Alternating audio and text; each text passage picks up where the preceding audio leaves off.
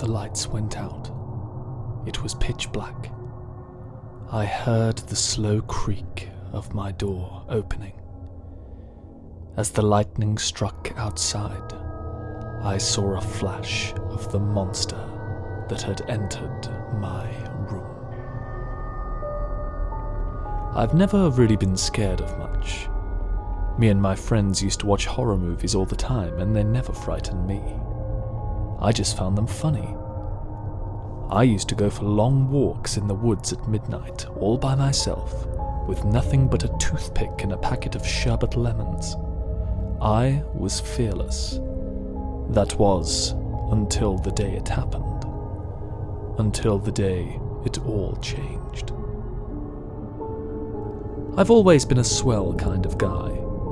Handsome, athletic, friendly, gay, strong, musical, artistic, hung like a baboon. You know the type that everybody loves. I was also the photographer for the yearbook.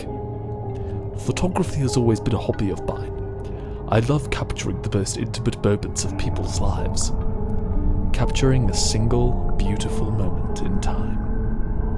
I once caught a stunning image of a mother bird feeding its offspring from the mouth on a frosty winter's morning. And one day, I saw Jessica Ramsbottom giving Terence Scroat a sloppage blosser behind the bike sheds. Beautiful moments that I shared with the world on my Instagram. I went everywhere with my camera, because you never know when the perfect moment may come. Have you ever wanted to remember a moment forever? Have you ever wished that you could hold on to a memory for longer? Have you ever got into a taxi and it absolutely stinks of fart, but the taxi driver can't smell what he has done because he's been sitting in it all day? Therefore he is none the wiser and drives with the windows up the whole way. Me too. And that is why I always carry my camera around. How would you feel? Near the end of the semester at high school, we decided to try and raise some money for the village tramp. To do this, we decided to have a sponsored school sleepover. Whichever students wanted to could sleep over in the sports hall. We would watch scary movies, eat popcorn, and raise money at the same time. I knew it was going to be such the swell time, so I brought my Polaroid camera with me. It was so the creepy being in school at night time, but cool nonetheless. We were all hanging around, having fun, eating junk food, and sneaking off to the bathroom to do lines of coke off each other's rectums. Me and my best friend, Big Fat Wendy, that's what we called her, were walking to the bathroom when suddenly everything went cold. "Whoa," I said. "Who turned down the heating?" We both laughed hysterically for what seemed like hours. I had always been the class clown. I just couldn't stop making jokes. It was a specialty of mine. As Big Fat Wendy was laughing, I decided to take a snap of her. The flash went off and the photo started to print. This is where things get really creepy. "Let me see," Wendy said. "I want to see how pretty I look." I watched the photograph develop in front of my eyes, and I couldn't believe what I saw. There was Wendy, heinously laughing at my hilarious joke, but behind her was standing the most horrifying thing I had ever seen. A tall, skinny, decaying man. Grey skin, hollow eyes. His flesh was literally falling off his face. He was wearing a top hat and a magnificent white glove.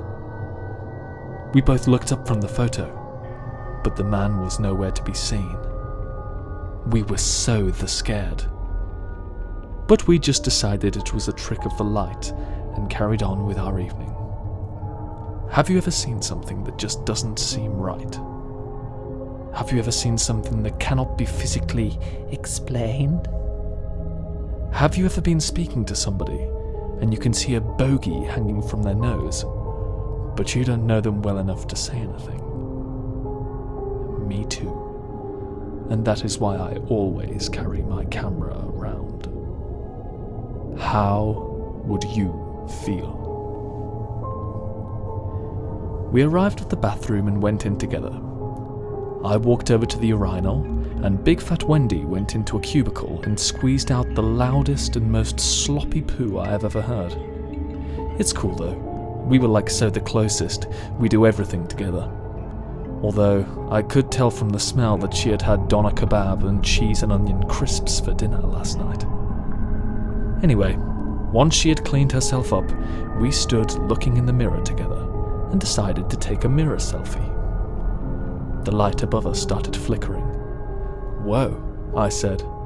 "Who didn't pay the electricity bills?" Me and Wendy both started laughing hysterically again. We couldn't believe how hilarious I was. We posed and took a photograph. Out came the photo, and once again it started developing before our eyes. There were the two of us, standing together, smiling. But behind us, sitting down on the toilet, with his trousers down, and squeezing out an enormous ghostly poo, was the tall, decaying man in the top hat. We looked up from the photo and turned around, but nobody was there. I slowly walked over to the cubicle where the man was sitting, and in the toilet was an enormous, sausagey poo, identical to the one in the photograph. I screamed, "Whoever you are, what do you want?" There was no answer. I decided to take another photograph of the room to see if the man had appeared again. The photo developed, and there he was again, except this time he was doing his ironing in the corner of the room. "Leave us alone!" I screamed. I took another snap. This time, the man was sitting on the floor and knitting himself a pair of jean shorts. "Run!" I screamed. We both sprint out the room as quickly as we could, and I managed to get one last photograph as I did. We ran out of the school and vowed never to return to that bathroom. I finally got home, lay down on my bed, and tried to forget what had just happened. Then, I remembered the final photograph that I had taken. I turned it over in my hand and looked at it. I couldn't believe my eyes. Right in front of me was the ghostly, decaying man, wearing his newly knitted jean shorts and taking part in a Zumba class. How would you feel? Toodaloo.